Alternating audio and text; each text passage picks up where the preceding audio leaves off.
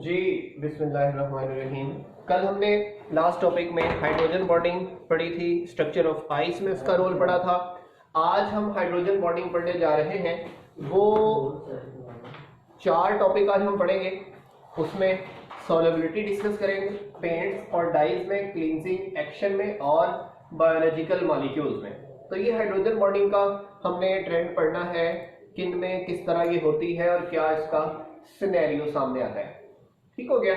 तो देखिएगा जी, first of all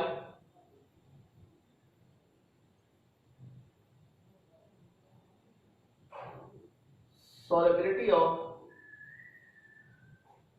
hydrogen bonded substances कह लें या molecules कह लें, या solubility due to hydrogen bonding। ठीक है जी।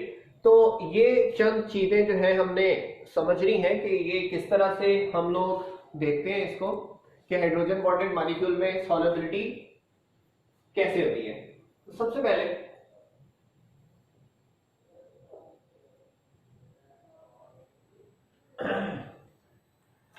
all covalent compounds are soluble in water due to hydrogen bonding, due to hydrogen bonding. अब ये सारे हाइड्रोजन बॉन्डिंग की वजह से होते हैं, caused by oxygen further in and nitrogen atom present in them।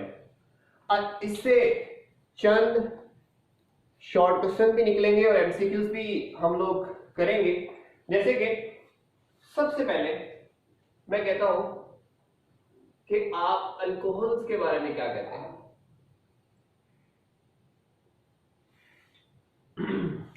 Alcohol में बड़ी सिंपल सी बात है कि जैसे कि हमें पता है अल्कोहल लाइक इथानॉल, जिसे आप C2H5OH कहते हैं, और organic and covalent molecules but are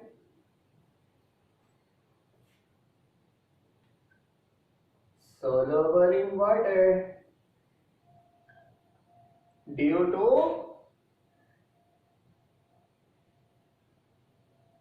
hydrogen bonding, hence can be mixed in all proportions। सारी proportions में इनको हम मिक्स कर सकते हैं। यानी कि मिक्स करने की एक ही वजह है कि ये सॉल्युबल होने की वजह, आंसर आपसे अगर पूछ लिया जाए तो आंसर क्या है कि इन दोनों के दरमियान क्या होती है, हाइड्रोजन बॉन्डिंग होती है, इस वजह से ये सॉल्युबल है। तो शॉर्ट क्वेश्चन यूं भी बनता होता है कि why alcohols are soluble in water या why alcohols mix in all proportions in water.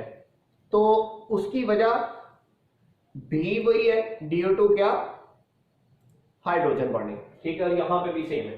तो अगर मैं उसका स्ट्रक्चर बनाऊं तो सुनिए जरा, C2H5OH और इसके सामने अगर वाटर का स्ट्रक्चर बनाओ, negative positive positive negative positive positive.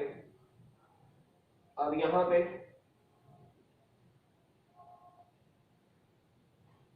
दो इलेक्ट्रॉन पेयर्स हैं, लोन पेयर्स हैं।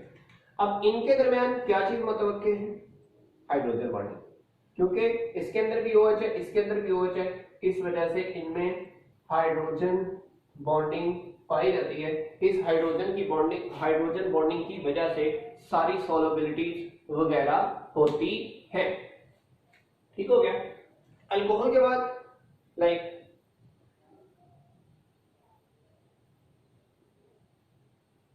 आप देख लें कार्बोक्सिलिक एसिड पे। अब देखिए सुन, lower carboxylic acids are water soluble due to hydrogen bonding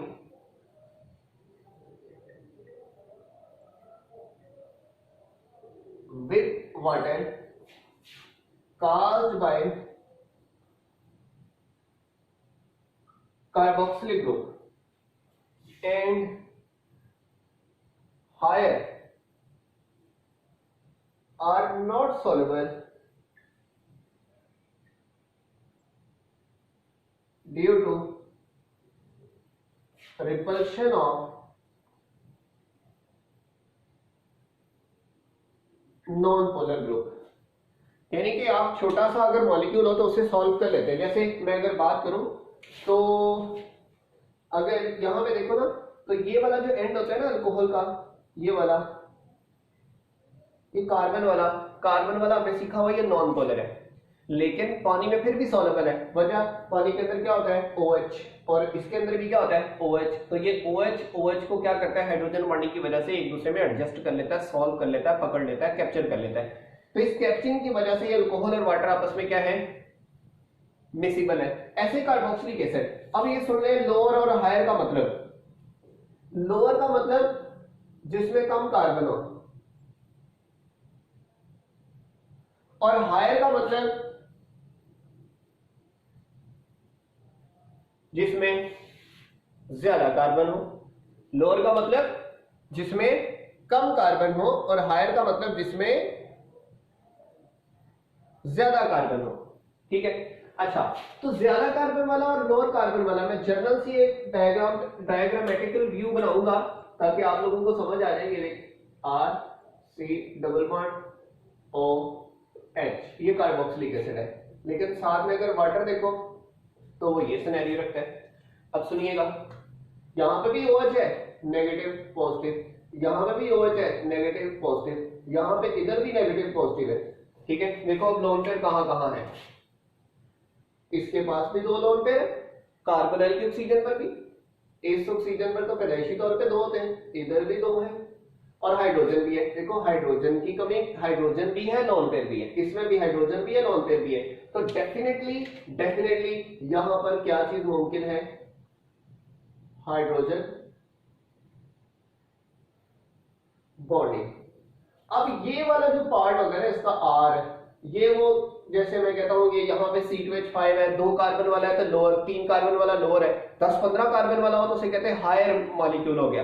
ठीक है। तो ये वाला हिस्सा नॉन पोलर है, ये वाला हिस्सा पानी में हल नहीं होना चाहता, लेकिन ये जो COOH ये वाला ग्रुप है, ये वाला इतना ग्रुप है, ये वाटर के साथ हाइड्रोजन बॉन्डिंग बना के सॉल्युबल होना चाहता है। इसलिए हम कहते हैं जो छोटा कार्बोक्सिलिक एसिड है ना, उसमें इतना ज्यादा इसका रोल नहीं है, ये रिपल्शन नहीं कर पाता, इतनी ज्यादा रोप नहीं जमा पाता, रिपल्शन नहीं कर पाता, इसीलिए OH की वजह से, हाइड्रोजन बॉन्डिंग की वजह से सॉल्युबल हो जाता है। लेकिन जब इसका साइज बड़ा हो जाए तो फिर रिपल्शन हाइड्रोजन बॉन्डिंग पे हावी हो जाती है। इतना बड़ा मॉलिक्यूल है, थोड़ी सी हाइड्रोजन बॉन्डिंग हो रही है, वो थोड़ी सी हाइड्रोजन बॉन्डिंग उसके लिए कोई माने नहीं रखती। ऐसे ही lower alcohols are soluble, higher alcohols are insoluble. ऐसे ही lower carboxylic acid are soluble, higher carboxylic acid are insoluble. Lower का मतलब थोड़े कार्बन वाला, नॉन पोलर हिस्सा थोड़ा है, हायर का मतलब ज्यादा कार्बन वाला, नॉन पोलर हिस्सा ज्यादा है। अच्छा, और आखिरी बात, हाइड्रोकार्बन्स। अगर हाइड्रोकार्बन की बात करो तो हम कहते हैं all hydrocarbons are completely not soluble या insoluble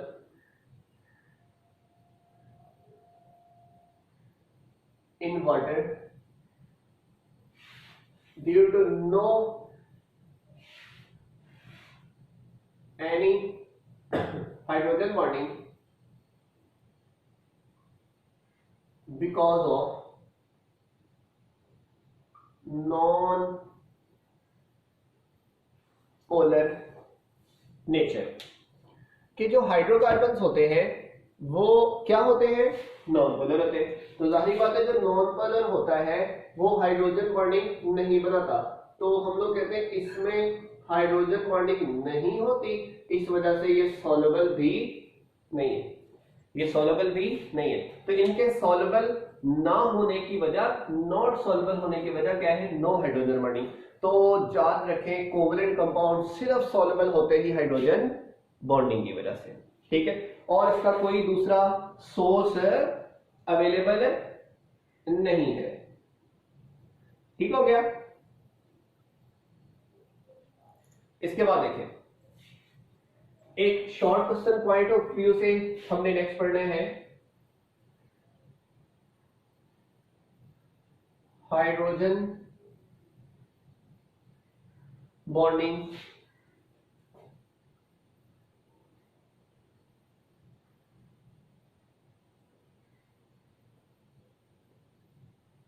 in cleansing action.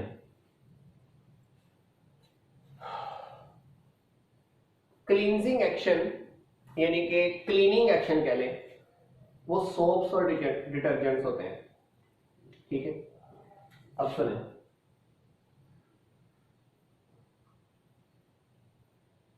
soaps and detergents are actually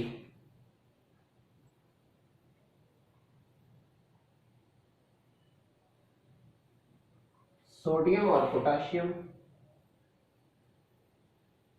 salts of fatty acids in which there are two ends present। इसमें दो एंड्स होते हैं,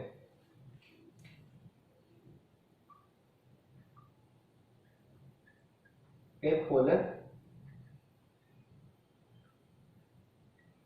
एक non polar.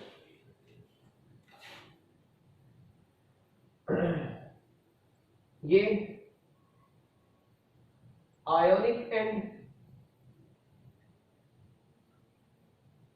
Which is water soluble, एक non polar and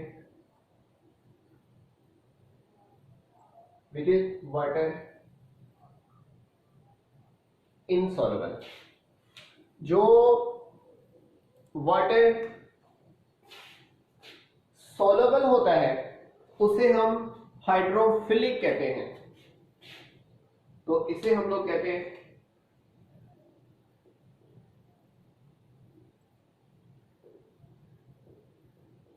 और इसे हम हाइड्रोफोबिक कहते हैं।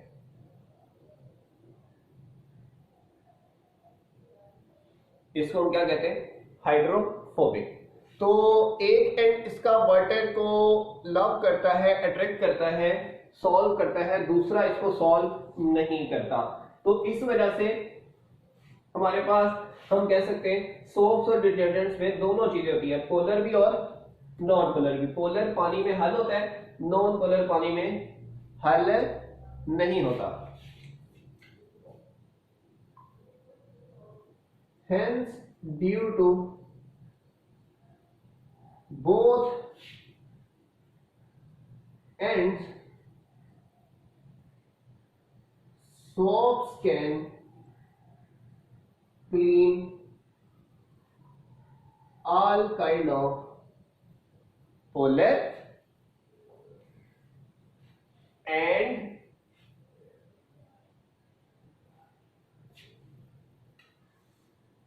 non polar impurities. इसे हम क्लींजिंग एक्शन कहते हैं।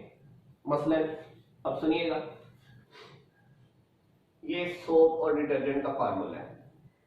मैं सोप का बना देता हूं R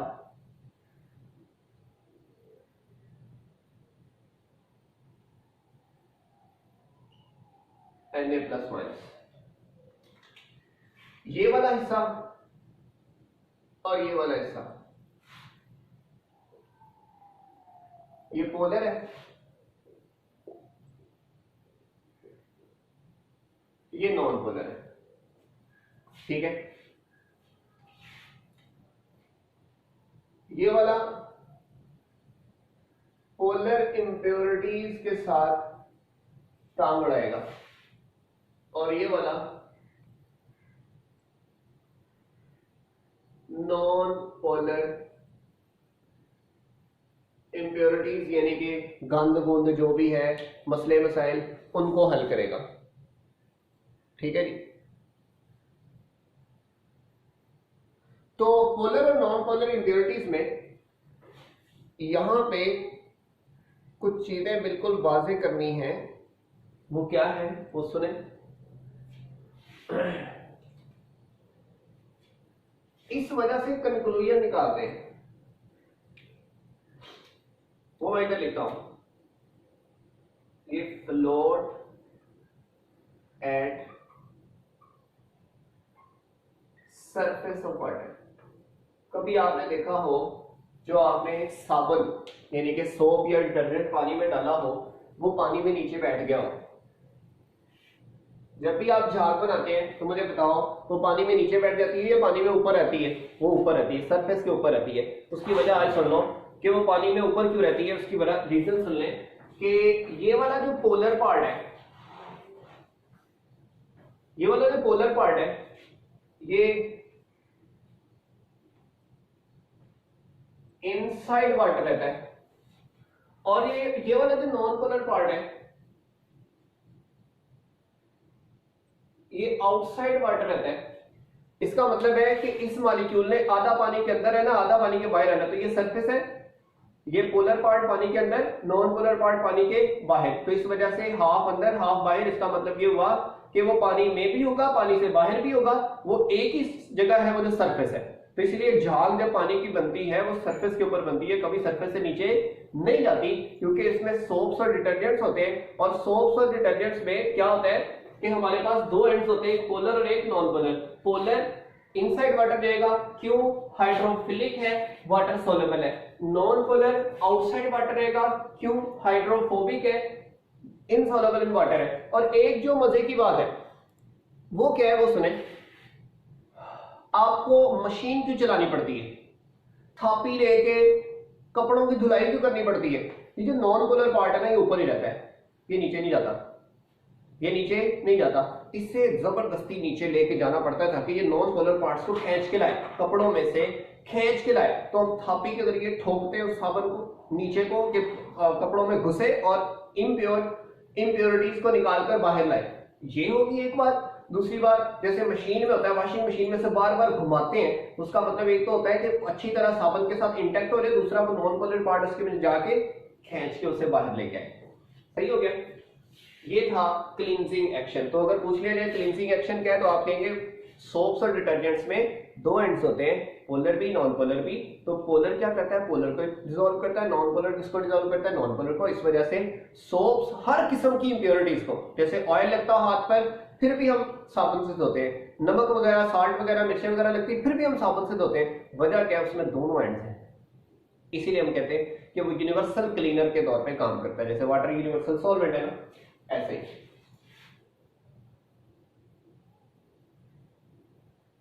फिर है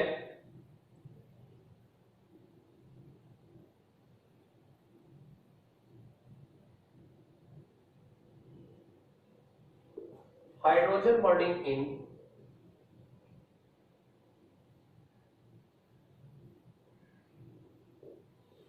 biomolecules, hydrogen bonding in biomolecules. अब बायोमॉलिक्यूल्स में यानी कि जो अपना लिविंग थिंग्स में पाए जाते हैं, वहां पे हाइड्रोजन बॉन्डिंग का क्या रोल है? ठीक है, तो अगर ये हमें क्लियर हो गया तो क्लींजिंग एक्शन के बाद हम जब बायोमॉलिक्यूल्स देखेंगे तो उसका बड़ा इंपॉर्टेंट रोल है। जैसे हमारी बॉडी सारी की सारी बायोमॉलिक्यूल से मिलकर बनी गई है। अब बायोमॉलिक्यूल्स में आपको ये भी पता है कि हम लोग किन किन चीजों से मिलकर बने हुए, तो उसमें सुनिए। सबसे पहले हम इसका ओवरव्यू लेते हैं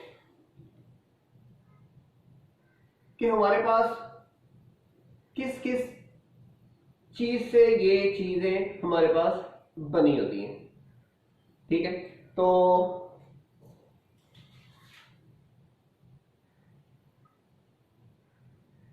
इन our body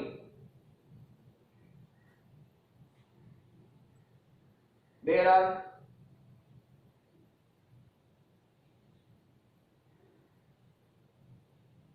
nearly all kind of molecules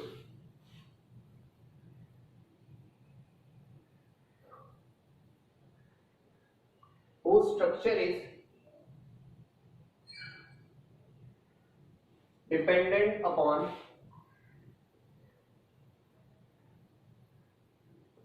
hydrogen bonding, like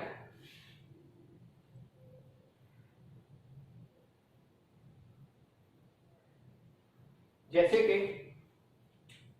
हम लोग देखें कि कौन कौन से वो कंपोनेंट्स बनते हैं या मॉलिक्यूल्स आपके जहनों में हैं जो सामने आते हैं। लाइक हमारे पास सबसे ज्यादा पूरी बॉडी, नेल्स, हेयर्स, बॉडी का मास, जिस्म सारा प्रोटीन से मिलकर बना हुआ है। उसके बाद आपने अक्सर देखा हुआ है कि ये किससे मिलकर बनती है? डीएनए में होती है। उसके बाद हम लोग कहते हैं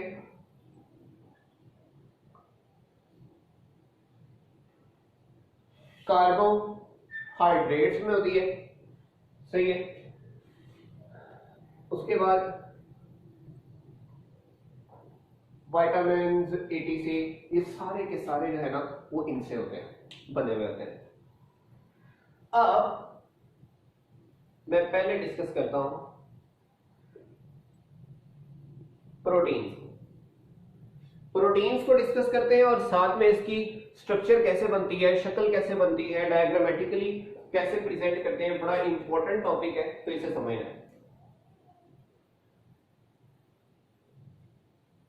हम कहते हैं प्रोटीन्स होती क्या है? Proteins are long chains of amino acids. Proteins are long chains of amino acids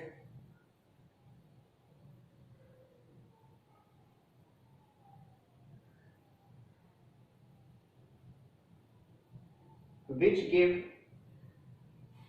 different arrangements causing different structures। ये बायोवालों के लिए पॉइंट आसान है। causing different structure due to formation of hydrogen bonding in them between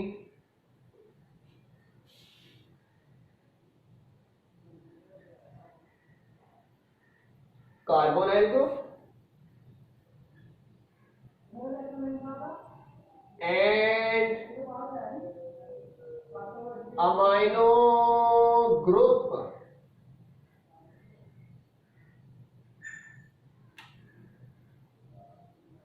which come in front of each other.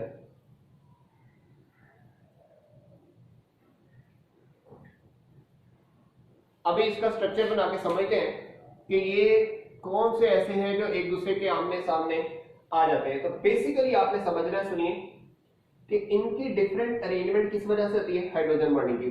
पहली बात CO group और NH group, क्योंकि lone pair इधर से आना है और पार्शियल पॉजिटिव चार्ज हाइड्रोजन इधर से आना है, ठीक है। तो यहां पे ये जब आमने सामने आएंगे तभी हाइड्रोजन बॉन्डिंग बनेगी, जैसे हम लोगों ने क्लोरोफॉर्म और एसीटोन में पढ़ा था, उसके करीब करीब का ये जो है ना वो कॉन्सेप्ट है।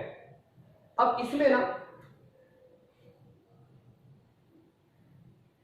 डिफरेंट स्ट्रक्चर्स है, जैसे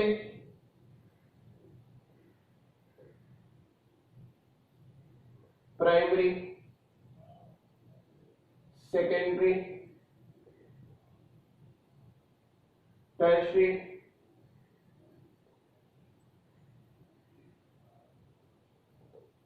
क्वार्टरी,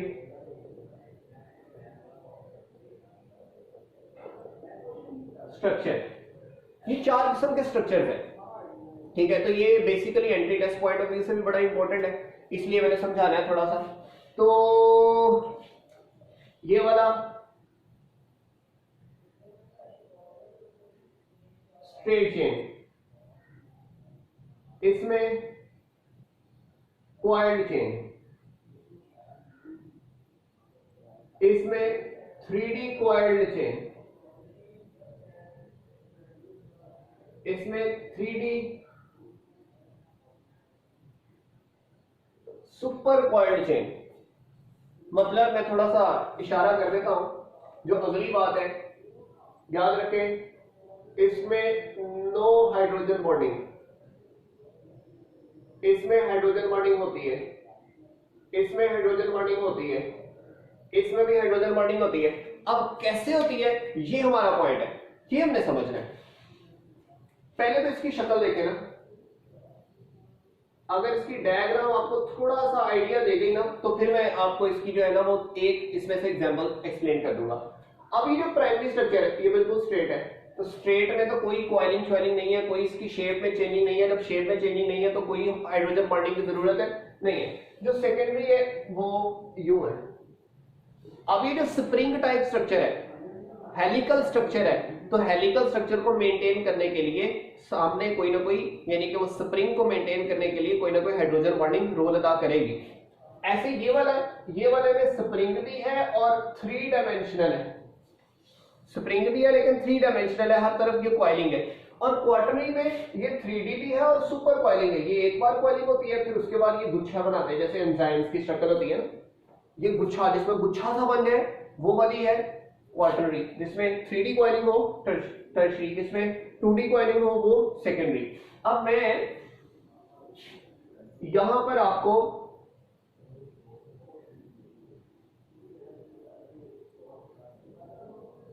सेकेंडरी स्ट्रक्चर के बारे में थोड़ी सी इंफॉर्मेशन देना पसंद करूंगा।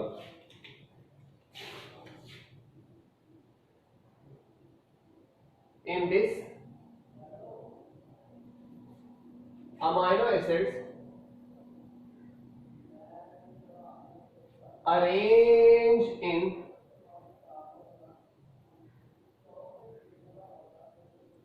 helical form and each helix have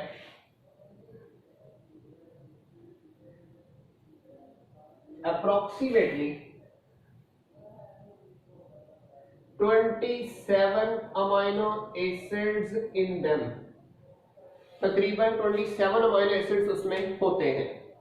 कैसे होते हैं वो भी देखें, क्यों होते हैं वो भी देखें। तो बेसिकली हेलिकल स्ट्रक्चर, वो हेलिकल लाइक स्प्रिंग लाइक, ऐसे कॉइलिंग, सिंगल टाइम कॉइलिंग है ना, तो उसकी तरह का स्ट्रक्चर। अब यहाँ पे ना अगर आपको अमाइनो एसिड का स्ट्रक्चर याद हो तो उसमें असल में जो चेन बनती है ना वो कार्बन कार्बन नाइट्रोजन की बनती है। सबसे पहले आपको ये हेलिकल स्ट्रक्चर है। अब इस तरह वो अमीनो एसिड कैसे अरेंज होते हैं, आपने बस याद रखना है N के साथ C के साथ फिर C। ठीक है, अगर आपको अमीनो एसिड का स्ट्रक्चर याद हो ना, मैं अमीनो एसिड का स्ट्रक्चर बना देता हूं। अमीनो एसिड का स्ट्रक्चर ये है, ये CH2 और साथ में ये OH। देखो, एक यहां पे होता है कार्बोक्सिलिक ग्रुप, एक उसका कार्बन, एक होता है अमाइनो ग्रुप, ये नाइट्रोजन और दरमियान वाला कार्बन। तो इसलिए हम कहते होते हैं ये इधर बॉन्ड बनाता है, ये उधर बॉन्ड बनाता है, तो ये लंबी चेन बना देता है। लेकिन असल में तरतीब क्या है, देखो नाइट्रोजन के बाद कार्बन, कार्बन के बाद कार्बन, उसके बाद फिर अगला ऐसे ही अमीनो एसिड आना है, नाइट्रोजन कार्बन कार्बन, ऐसे अगला आना है, फिर nitrogen carbon carbon, nitrogen carbon carbon. इसलिए याद रखें नाइट्रोजन के बाद कितनी कार्बन है, 2 कार्बन है, और एक कार्बन के ऊपर कार्बन आया है, एक कार्बन के ऊपर क्या है, कार्बन आया है। ये आपने एक तो रट लेना है। अब डायग्राम जरा ध्यान से समझ लेनी है, क्योंकि इसी को बनाना ही सारा हुनर है। तो तवज्जो सुनिए, आपने क्या बनाया, carbon carbon nitrogen, carbon carbon, फिर यहां पे ये 3D में आ गई इसलिए इसे नहीं बनाएंगे, कार्बन। अब असल और आसान कर देता हूं आपके लिए, और आसान क्या कर देता हूं, देखो यहां पे लेट्स सपोज दैट ये मैंने इधर हाइड्रोजन बनाया, तो इसका कार्बन है, नीचे को भी बना सकते हो, ऊपर को भी बना सकते हो, लेट में नीचे को भी बना देता हूं। ठीक है, एक कार्बन को वैसे रहने देना है, बस याद क्या रखना है, इस C डबल बॉन्ड O के सामने क्या बनाना है, ये वाला। जैसे मैं कहता हूं, इसे मैं नाइट्रोजन करता हूं, इसे कार्बन, इसे कार्बन, फिर नाइट्रोजन, फिर कार्बन, यहां पे ये नाइट्रोजन है, इसका मैंने ना ये हाइड्रोजन नीचे को बना दिया, कोई बात नहीं, इसका कार्बन है ऊपर को बना दिया, इसका हाइड्रोजन नीचे को बना दिया, दैट्स गुड। फिर इस हाइड्रोजन के सामने मैंने कार्बन बनाना है,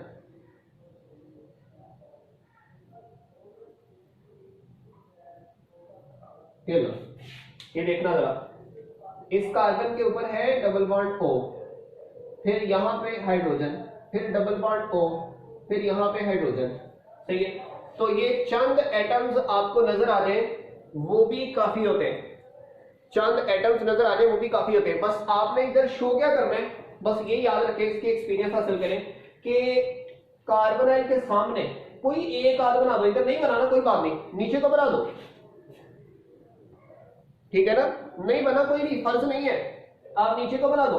इधर एक शो हो रही है, देखो ये कार्बोनाइल और हाइड्रोजन आपस में क्या करेंगे, हाइड्रोजन बॉन्डिंग, ये वाला और ये वाला क्या करेंगे, हाइड्रोजन बॉन्डिंग, ये वाला और ये वाला क्या करेंगे, हाइड्रोजन बॉन्डिंग। तो इसलिए इनके दरमियान क्या होगी, हाइड्रोजन बॉन्डिंग। और अगर इनके दरमियान हाइड्रोजन बॉन्डिंग नहीं होगी, कभी भी ये एक हेलिक्स दूसरे हेलिक्स के साथ चिपका हुआ नहीं रहेगा, इसका स्ट्रक्चर बनना बनाना मुमकिन ही नहीं होगा। सही है, तो इसको सिर्फ और सिर्फ हाइड्रोजन बॉन्डिंग के साथ इस रिंग को इस रिंग के साथ जोड़ा जाता है, और NH जब CO के सामने आता है, इधर से हाइड्रोजन आता है और इधर से ऑक्सीजन का इलेक्ट्रोनेगेटिव और लोन पेयर, यानी कि ये आप कहते होते हैं ना कि यहाँ पे 2 लोन पेयर और नेगेटिव चार्ज और इधर पॉजिटिव चार्ज, इनके दरमियान हाइड्रोजन बॉन्डिंग होती है। तो ये जितने भी स्ट्रक्चर है इस वजह से हाइड्रोजन बॉन्डिंग। तो if there is no hydrogen bonding then there is no structure of protein, then if there is no structure of protein then there is no skin, there are no hairs, there are no nails, there is no body structure and there is no life. Okay, I have explained earlier. ये था protein के बारे में। अब protein का structure हमने कल clear कर दिया कि ये पॉलीमर ऑफ अमाइनो एसिड है, ठीक है। तो अमाइनो एसिड में CCM कार्बन कार्बन नाइट्रोजन, इसमें अमाइनो और कार्बोनाइल ग्रुप के सामने हमने इसको बनाना था, ठीक हो गया ना, इनको सामने हमने बना। अब देखिए आखिरी है, प्रोटीन के बाद हमारे पास होता है DNA। प्रोटीन के बाद क्या होता है जी, DNA होता है। तो हम कहते हैं DNA है double helical, 2 minute sir, 2 minute, आवाज आई? ये डीएनए जो होता है वो डबल हेलिकल स्ट्रक्चर होता है, ठीक है।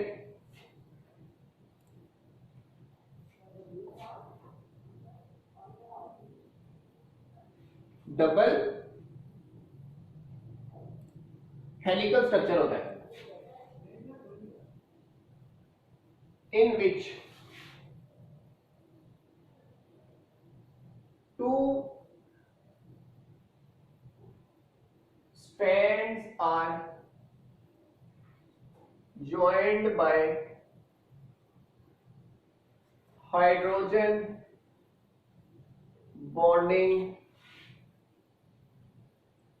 formed between nitrogenous bases like किस तरह वो बनाते हैं ये बायो वालों के लिए, वो मतलब कि उन्होंने जो है ना वो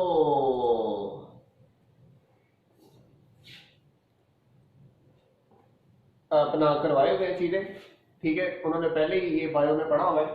तो आपने पढ़ा हुआ है एडेनिन के सामने थायमिन होता है, गुआनिन के सामने साइटोसिन होता है, ए के सामने डी और जी के सामने सी, एड जी सी, याद रखें एड जी सी यूनिवर्सिटी। तो इसके दरमियान डबल हाइड्रोजन बॉन्डिंग और इसके दरमियान ट्रिपल हाइड्रोजन बॉन्डिंग। एक बात, दूसरी बात, diameter of DNA molecule is 18 to 20 angstrom. अब ये कैसे होता है वो हम इसकी डायग्राम बना के देखते हैं कि डीएनए की शक्ल कैसे होती है। और डीएनए की शक्ल बहुत easy 9th 10th 7th 8th हर क्लास में बनाई हुई आपने, देखें ये डबल हेलिकल स्ट्रक्चर है, सही है।